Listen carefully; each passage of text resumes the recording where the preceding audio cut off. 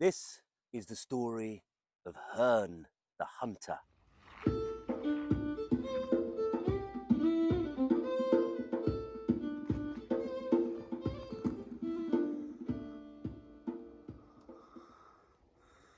So, my friends, picture the scene. There are some schoolboys from Eton, the public school of Eton, near Windsor Great Park, a forest much like this one I'm sat in now. The boys are playing truant, skipping off from school. They're probably between the ages of 16 and 18. And somewhere in the undergrowth, just like this here, one of them sees a silver hunting horn. They pass it around and then they bet one another to blow the horn. And whoever draws the short straw blows on the horn and it makes an ethereal sound. And then the sun is going down and they see a ghostly procession riding towards them. And at their head is a antlered figure with a great hunting horn himself, and he's blowing the horn too. In answer, there's a horned owl flying behind him and dogs, and behind him are a whole cavalcade of dead riders. Some of them have their heads back to front, some of them have bullet holes in their chests or their bellies split open and entrails pouring out. It is a ghostly cavalcade of the dead, and it rides right through the boys and out the other side, and they go home very scared and tell the story to their classmates. So that, my friends, was one of the more famous recent sightings of Herne the Hunter in Windsor Great Park. Herne the Hunter has been seen a lot. He's a ghost that has been seen a lot in Windsor Great Park in southeast England, not far from Windsor Castle. So this ghost has been seen a lot in British history, particularly in the 20th century. And kind of at the outbreak of war, Herne the Hunter is often seen. He's often seen when a new monarch is sworn in. So there's a strange kind of royal connection to this ghost. So I'm going to tell you the story of Herne the Hunter now from more recent folklore, and then I'm going to do something that I don't normally do on this channel. I'm going to do a little bit of archaeology on the story. I'm going to see kind of where different iterations of it comes from, see if we can find any older, maybe pre-Christian or pagan elements kind of lurking behind the story, and what elements maybe seem to be more recent. And then I'd like to tell you a personal story from my life, because I have a bit of connection to Windsor Great Park and this particular mystery of Herne the Hunter. So first of all, the story.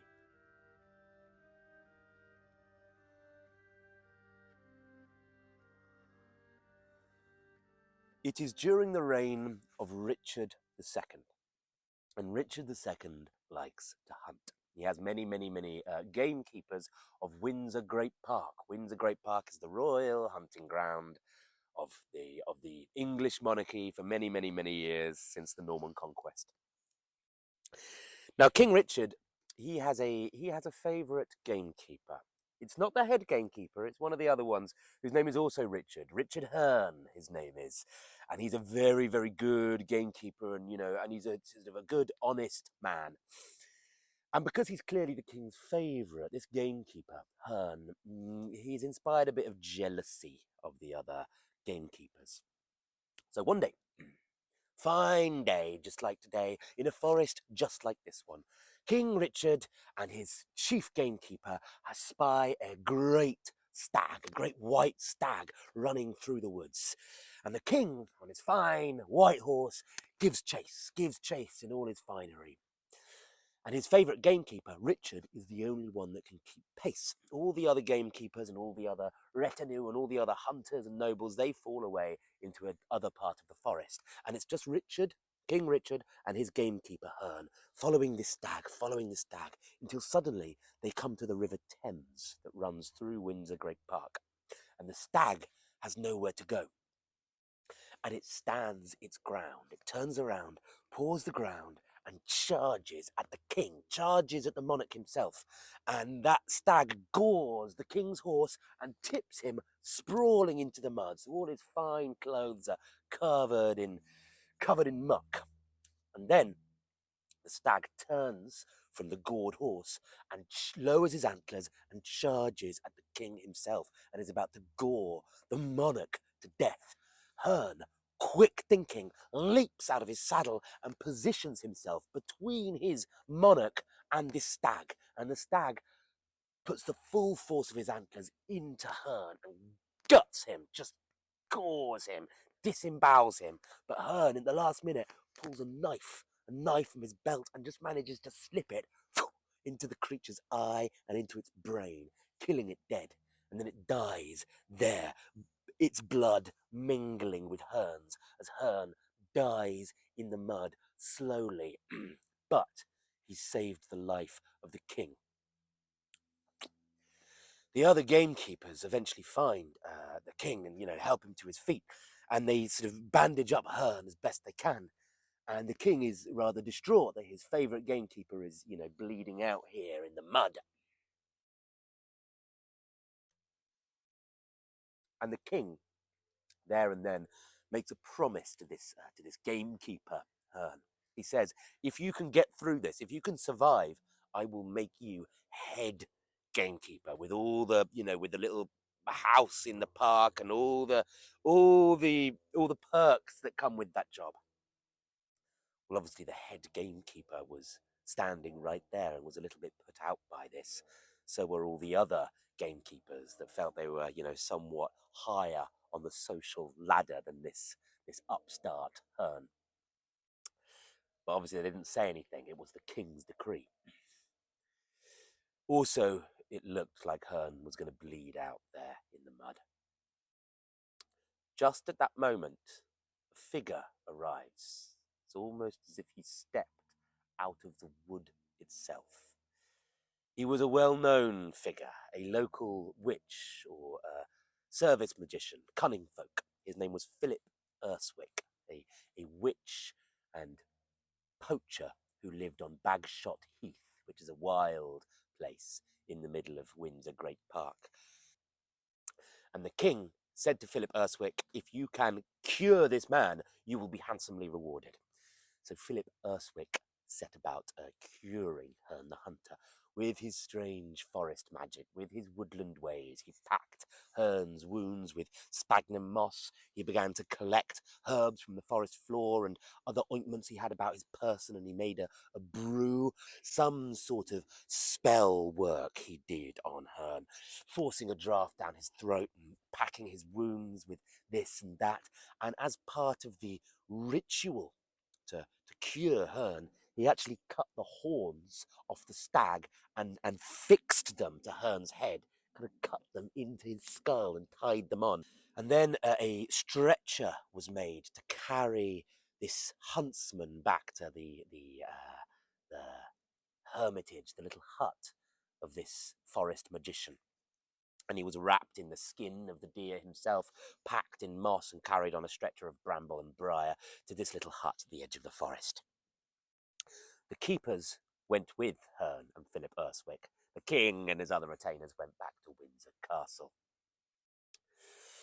Now, Herne was there in Philip Urswick's hut for 9 days and 9 nights. He was hovering at that space between life and death. And during this time, those antlers gradually fused to his own skull.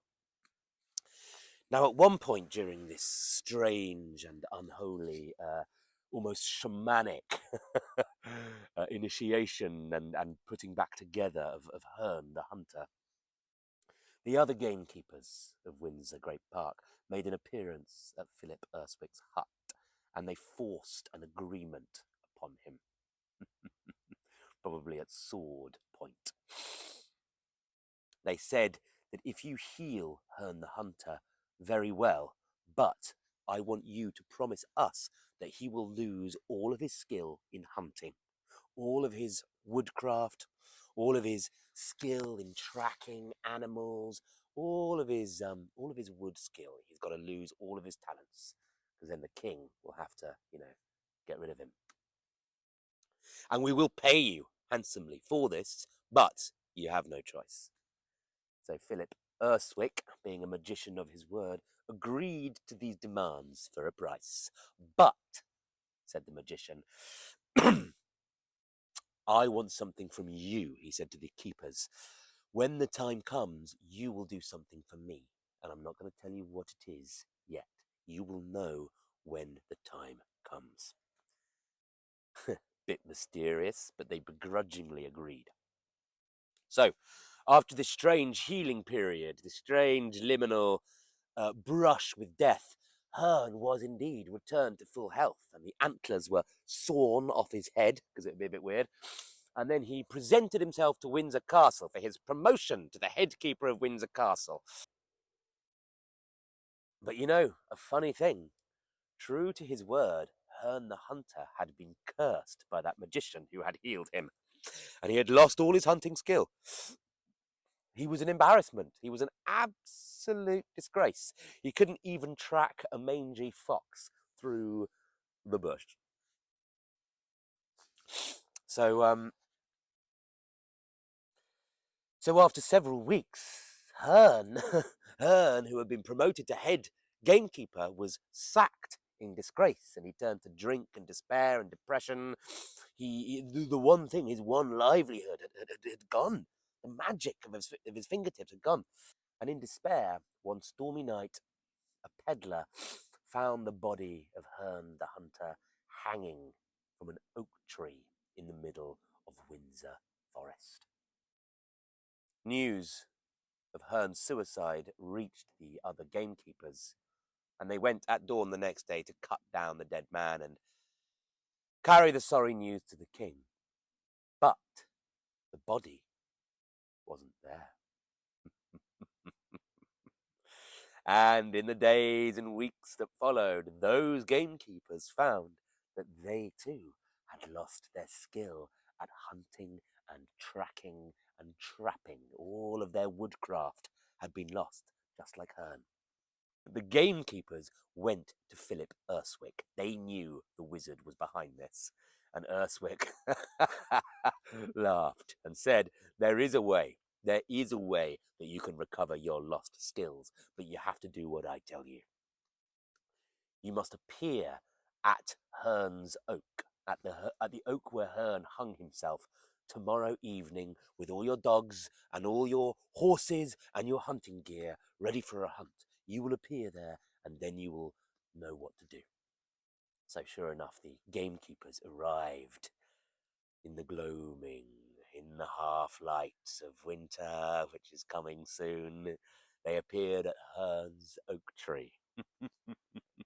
And there, the spectral figure of Herne appeared, riding a horse with antlers and his two black hounds that he had so loved in life at his side, and a horned owl, hunting owl, on his shoulder. His eyes were glowing red like the fires of hell. And Herne said, follow me, the game is afoot, follow me for the hunt. And off Herne galloped through Windsor Forest, and the hunters followed him all through the night. And whenever they found a deer, they shot it, and shot this, and shot that, and shot the other.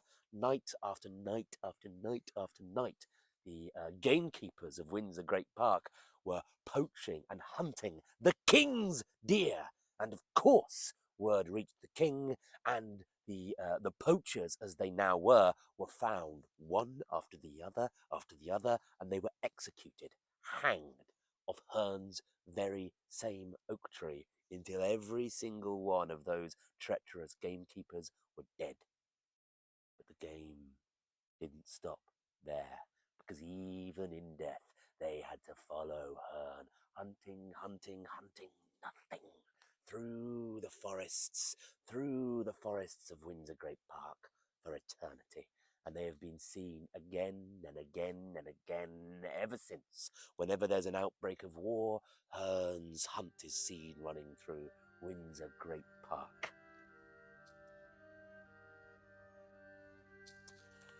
So,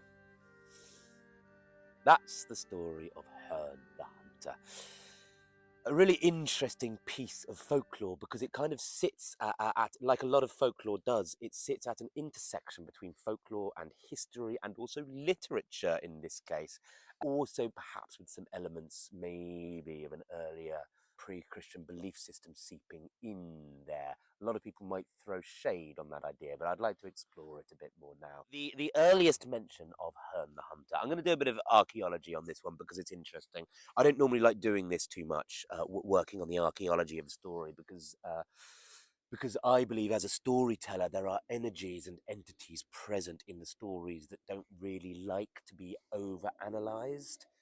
There are antlered energies moving through the forests of folklore that will up sticks and migrate to more fertile grounds if you try and trap them. The earliest mention of Herne the Hunter is in William Shakespeare's Merry Wives of Windsor. I will read, I have brought my complete works to this forest, and I will read you the necessary section now. There is an old tale goes, that Herne the Hunter, sometime a keeper here in Windsor Forest, doth all the winter time, still at midnight, walk round about an oak with great ragged horns, and there he blasts the tree, and takes the cattle, and makes milk kine yield blood, and shakes a chain in a most hideous and dreadful manner. You have heard of such a spirit, and well you, the superstitious, idle-headed old, received and did deliver it to our age. So, Shakespeare there. Some people suggest that Shakespeare might have just made that up because we don't see it in any written record before its appearance in Shakespeare. And certainly Shakespeare writing about it did feed into local folklore in Windsor Great Park that helped kind of feed the tourist trade for hundreds of years later, really peaking in the 19th century with Ainsworth's novel Windsor Castle that features Herne the Hunter. You will note there that there's no sort of reference to the wild hunt in Shakespeare's reference to Herne the Hunter. That may come later, or maybe it was already there in an early oral tradition of Herne the Hunter associated with Windsor Great Park. In my opinion, Shakespeare very, very rarely makes stuff up. Very rarely. But one of the greatest writer in the English language, possibly human history, he's quite unoriginal. He's always borrowing plots and themes and concepts from other things or local folklore or whatever. His genius is in kind of how he sort of mashes it up. So I would say that this was already an existing local legend to do with Windsor Great Park. It's also been suggested that Shakespeare might have borrowed the idea of the wild huntsman, because the wild huntsman is a kind of archetypal image that appears a lot in English folklore in lots of different places. I wouldn't be surprised if it was already there in Windsor. He also could have taken a native tradition from his native Stratford, where there's also a wild huntsman type figure associated with another oak tree called Temple Oak. It's also worth noting that a very early version of Shakespeare's play, a kind of pirated version, it's quite funny. This used to happen. People used to go and listen to Shakespeare's plays because he was the bollocks even then, and just sort of write down all the words and then produce it in their own theatres. And sometimes it's an early version of the play that Shakespeare's rewritten at a later date. So that's really interesting. So we can see a bit more info. So in these pirated versions, he's not called Herne, he's called Horn. And he's a ghost invented to frighten children, and he can actually assume the shape of a stag. He doesn't just have stag's antlers, but be in human form. He can be a shape-shifting man stag. That's interesting to me. So, popularized by Shakespeare, assuming it was an earlier local legend. The other thing to mention here on the historical record, I think this was first mentioned by Samuel Ireland in the 1700s, but there was a poacher called Richard Horne in the historical record from Henry VIII's reign, so not far before Shakespeare, who was done for poaching and executed. So that could be sightings of his ghost or legends associated with his ghost could be one of the ways where actual historical events intersect with folklore here. I would never say that an actual historical event is the sole origin of a piece of folklore. I don't think it works like that. But there's always lots of elements. Folklore is always interplaying with history and vice versa. Horn is quite a common name. Poaching is quite common. Being killed for poaching is quite common. So maybe we shouldn't make too much of this. But just another interesting element here. Now for the controversial part of the video, possible pagan or pre-Christian gods or archetypal images. So there's generally two figures or motifs linked to Herne the Hunter. I've already mentioned the wild hunt. I might revisit that in a minute because we do have a native tradition of the wild hunt in Britain that does kind of seep in here a little bit. The figure that is quite often associated with Herne the Hunter, particularly since the 20th century, not really before then, is of course Cernunnos, the antlered deity. We can see why there's some quite clear correspondences here etymologically. The word Herne is obviously related to horn, and Cernunnos literally means the horned one. So there's a link in language there. He's also obviously antlered, and so is the antlered god Cernunnos.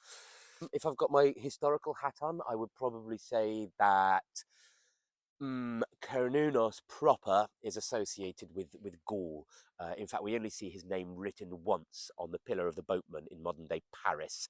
So I would say Cernunnos is mainly a Gaulish deity.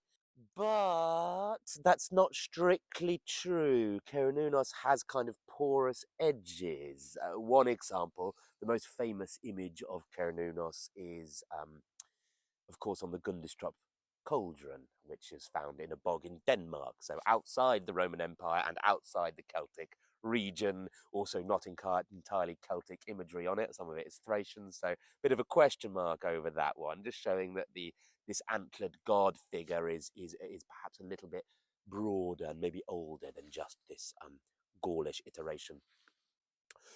Also, we have actually found the Gaulish Cernunnos, or iconography depicting him in Britain. It's a very small little metal object found in Cambridgeshire. So that would put Windsor Great Park within the sphere of finds of the Gaulish Cernunnos.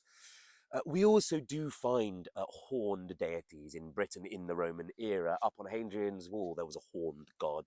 Different sort of horned god, I grant you. More of a sort of virility, battle god, maybe to do with protection and good luck. Very popular with soldiers, hence him being on Hadrian's Wall.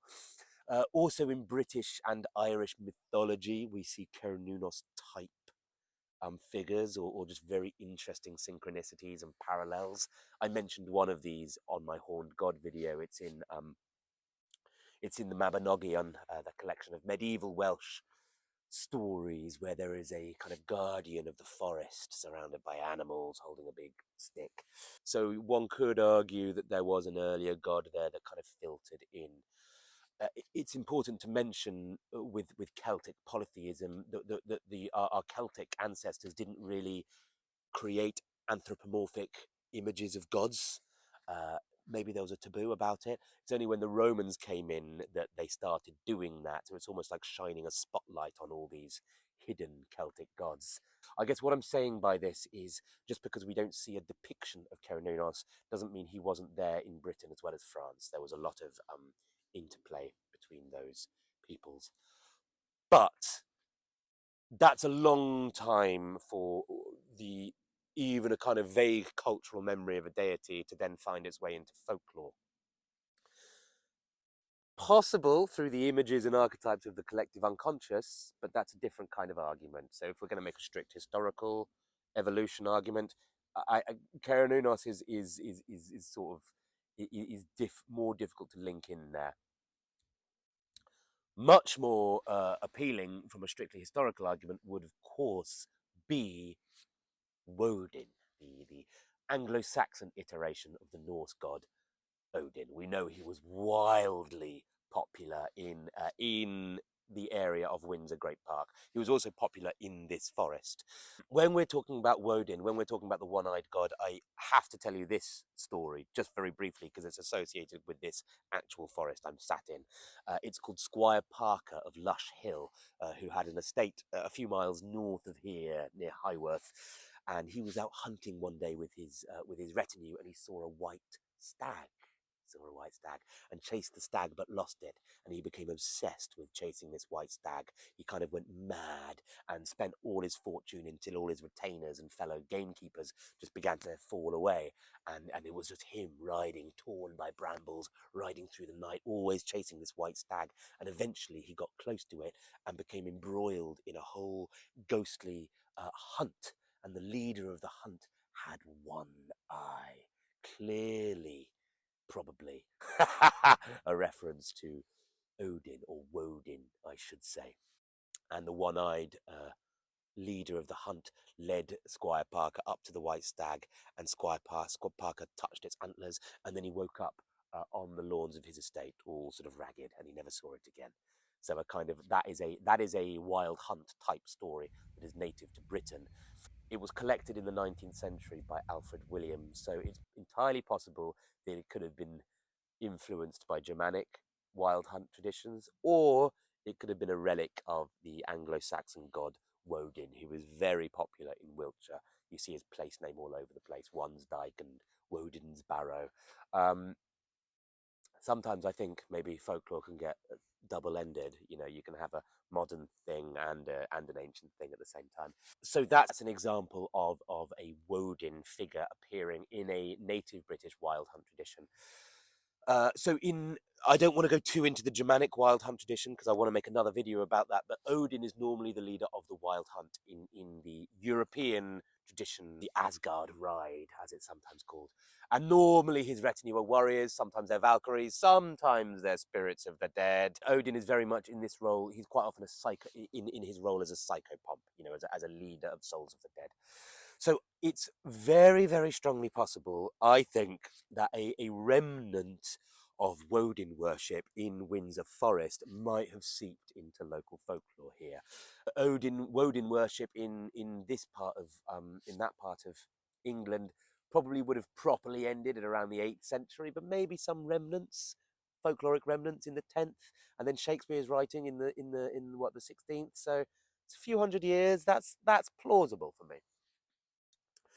Also, there's just some interesting elements, you know, Herne hanging from a tree, obviously like Odin hung from Yggdrasil to gain the knowledge of the runes. So if we're going to find a pagan god, an ancient pagan god hiding behind Herne, I think Woden is probably the better choice than Cernunnos. Just another thing about Woden and Herne the Hunter. Odin, or Woden, has many names in history. One of them is Herion, which means kind of warrior, or the leader of the honourable host. Herion is attached to various other leaders of the wild hunt in European mythology. This name, anyway, Herion, is similar to Herne. There could be an etymological link there. Possibly. See what you think about that. So Herion is related to a few leaders of the wild hunt. He's related to a Germanic figure called King Herla, a Anglo-Saxon and Germanic mythic king. King Herla also lends his name to Harlequin, who is the French leader of the wild hunt. Harlequin also lends his name to Arlecchino, the Commedia dell'arte character of Italian theatre, who is usually wearing that diamond costume, and sometimes he's depicted as a devil. Sometimes the leader of the wild hunt is also depicted as a devil, so it's like the Christian devil has kind of come in there as well.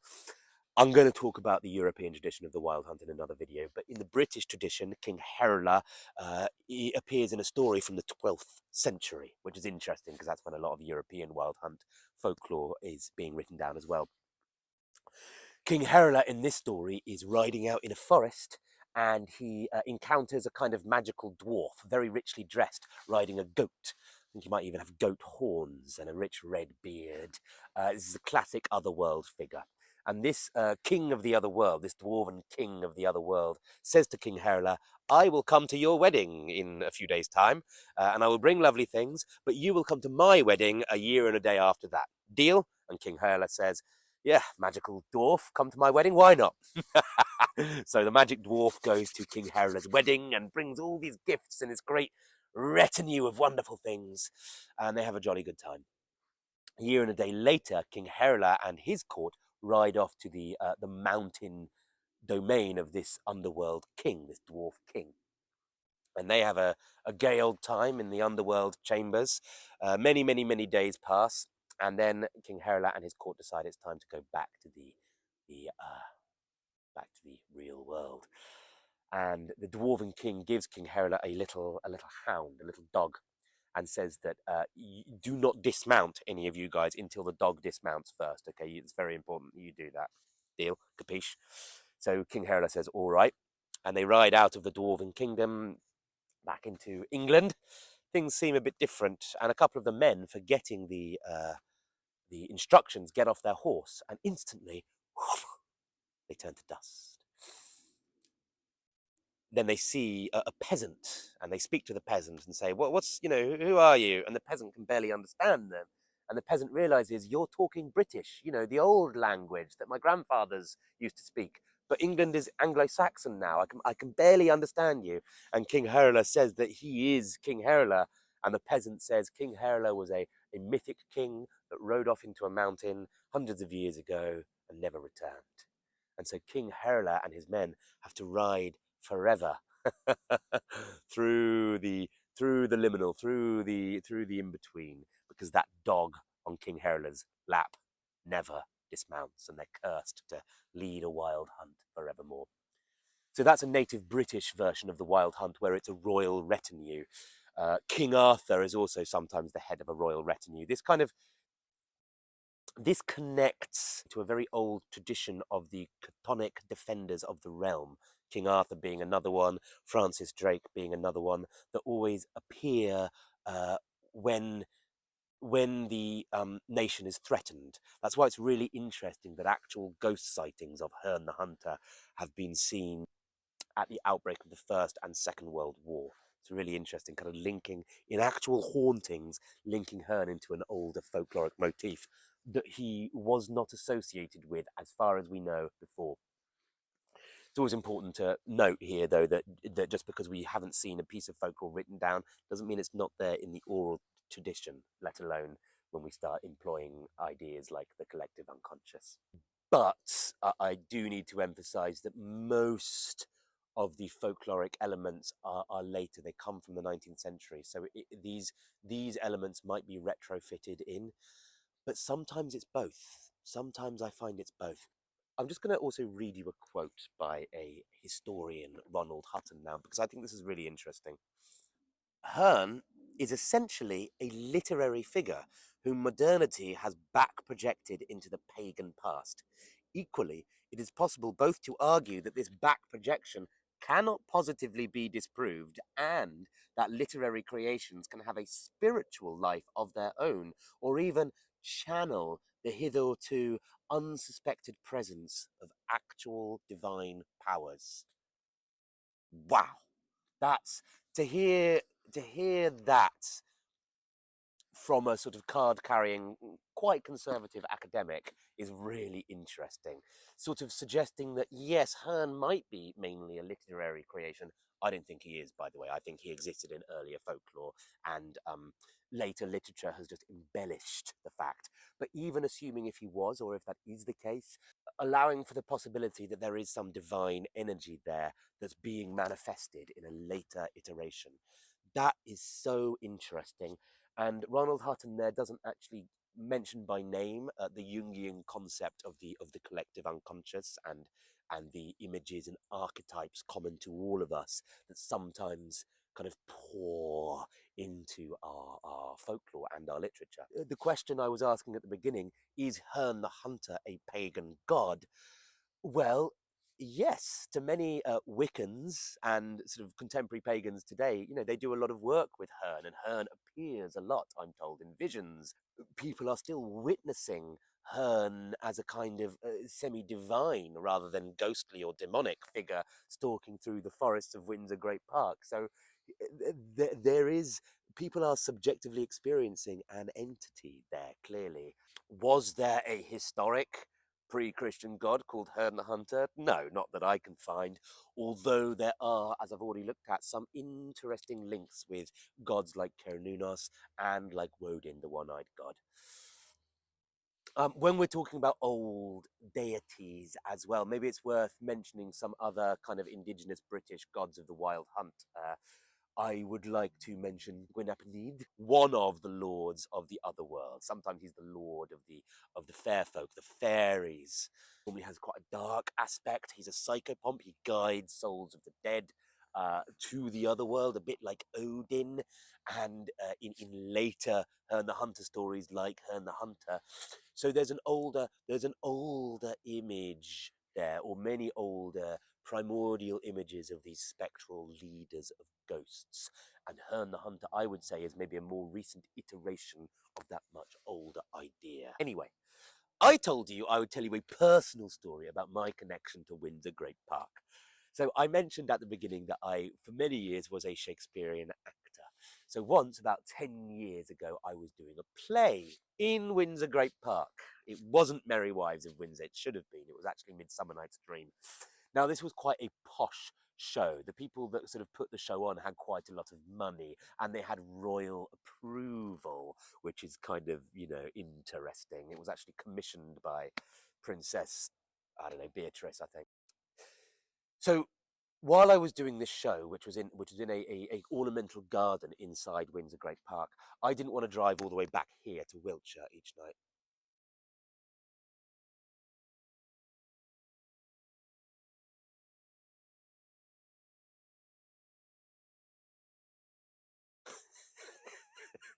Definitely just saw something with antlers moving through the woods over there.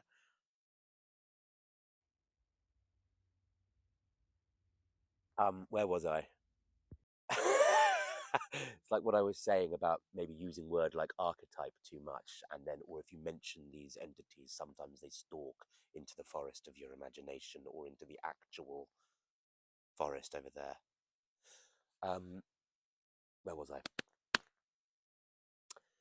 So I was doing a play in Windsor Great Park. I didn't want to drive back home to Wiltshire every night.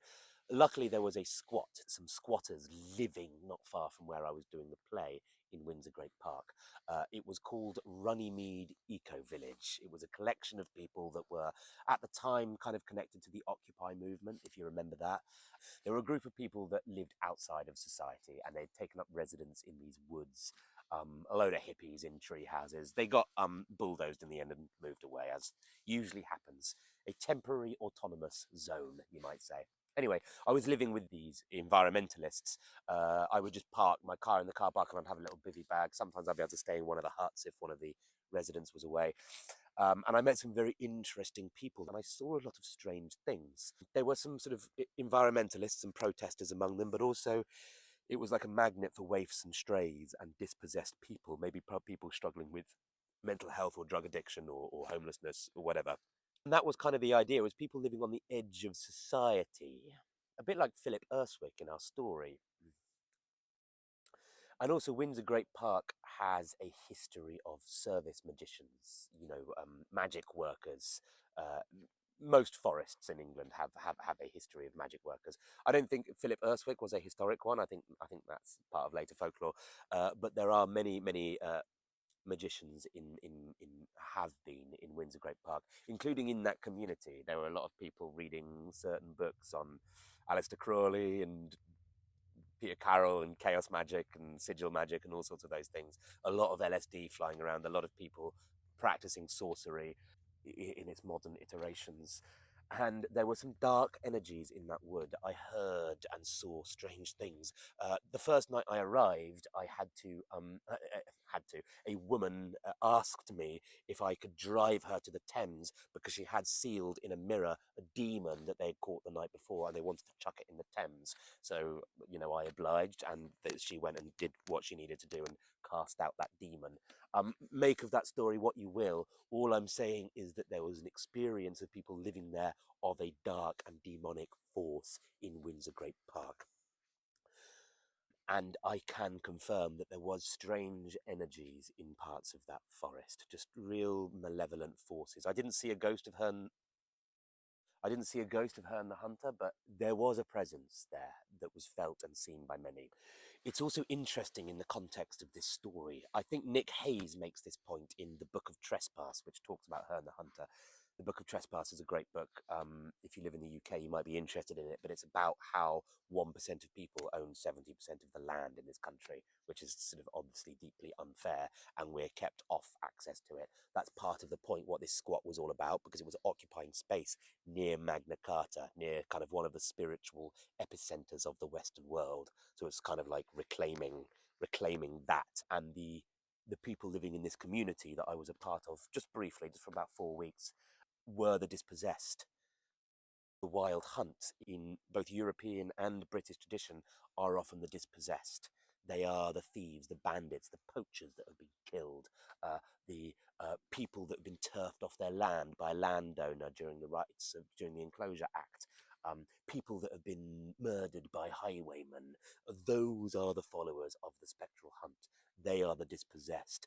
And in a sense, we are all the dispossessed. So we are all riding with Herne the Hunter. So, my friends, I'm pretty spooked out by whatever's in those woods over there, so I'm probably going to make my way home before the sun goes down. There's a lot more to talk about here, but I think I'm running out of light. So, Herne the Hunter. Ancient god? Maybe, but I would probably rely on the images and archetypes of the collective unconscious for that one. Maybe you have channeled Herne the Hunter in one of your rituals or one of your dreams. Let me know if so. But certainly an interesting folkloric meme. So thank you very much for watching, my friends. Thank you especially to my Patreons. You guys help me continue to make these videos. I'm going to walk home now.